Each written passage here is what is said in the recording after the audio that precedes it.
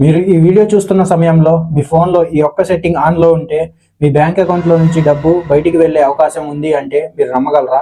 ఇది ఏ scam call గురించో లేదా ఏదో లింక్ క్లిక్ చేయడం గురించో కాదు. మనమే మన చేతులతో ఫోన్లో ఆన్ చేసి పెట్టి ఒక్క సెట్టింగ్ గురించి నేను మాట్లాడుతున్నాను.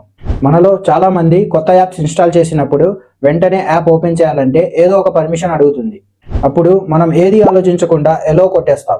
కానీ అందులో ఒక పర్మిషన్ ఉంది, అదే అసలు ప్రమాదం. అదే బ్యాక్గ్రౌండ్ యాక్టివిటీ అను ఆటో స్టార్ట్ యాక్సెస్.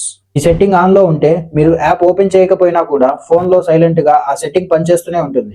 మీరు నిద్రపోయినప్పుడు కూడా ఆ యాప్ బ్యాక్గ్రౌండ్లో రన్ అవుతూనే ఉంటుంది.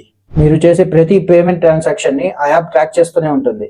ఇక్కడ అసలు ట్విస్ట్ ఏంటంటే మీరు అనుకుంటారు, నాకు ఓటీపీ రాలేదు లేదా నేనేమీ చేయలేదు, మరి డబ్బు ఎలా కట్ అవుతుంది అని. కొన్ని యాప్స్కి ఓటీపీ అవసరం ఉండదు. మీరు ముందే ఇచ్చిన పర్మిషన్, బ్యాక్గ్రౌండ్ యాక్టివిటీ మరియు ఆటో స్టార్ట్ యాక్సెస్ వాళ్ళకి ఆ పవర్ ఇస్తుంది. ఒక్కసారి మీరు ఎలో చేశాక మీ ఫోన్ రీస్టార్ట్ అయినా కూడా బ్యాక్గ్రౌండ్లో ఆ యాప్ రన్ అవుతూనే ఉంటుంది. ఇప్పుడు సెట్టింగ్స్ ఓపెన్ చేస్తే అక్కడ యాప్స్ సెక్షన్లోకి వెళ్ళి యాప్ మేనేజ్మెంట్ క్లిక్ చేస్తే ఏదైనా ఒక యాప్లోకి వెళ్ళి బ్యాటరీ యూసేజ్లో allow background activity and allow auto launch off చేయాలి. ఇవి అవసరం లేని యాప్స్కు ఆన్లో ఉంటే మీ బ్యాంక్ అకౌంట్ని ఖాళీ చేస్తుంది. ఇది ఒకేసారి పెద్ద అమౌంట్ తీసుకెళ్లే స్కామ్ కాదు, చాలా సైలెంట్గా పనిచేస్తుంది.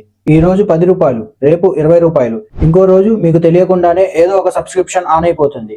చాలా మంది అంటారు, నాకు పెద్ద అమౌంట్ లేదు, నాకేమవుతుంది అని. కానీ ఇలాంటి స్కాములు ఒక్క వ్యక్తిని కాదు, 1,00,000 మంది చిన్న అమౌంట్స్ని టార్గెట్ చేస్తాయి. మీవి 10 రూపాయలు, నావి 20 రూపాయలు, ఇంకొకరి 50 రూపాయలు, ఇవన్నీ కలిస్తే వాళ్ళకి కోట్లుగా మారతాయి. అందుకే నేను చెప్పేది ఏంటంటే మీరు వాడని యాప్స్కి ఎలో బ్యాక్గ్రౌండ్ యాక్టివిటీ మరియు ఎలో ఆటో లాంచ్ యాక్సెస్ని ఆఫ్ చేయండి. అవసరం లేని యాప్స్కి ఈ సెట్టింగ్స్ ఆన్లో ఉంటే అవి యాప్స్ కాదు, మనకే లాస్.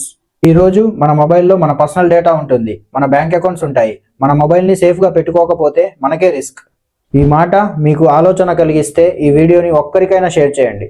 ఎందుకంటే టెక్నాలజీ స్మార్ట్ అయితే సరిపోదు, దాన్ని వాడే మనం కూడా స్మార్ట్గా ఉండాలి.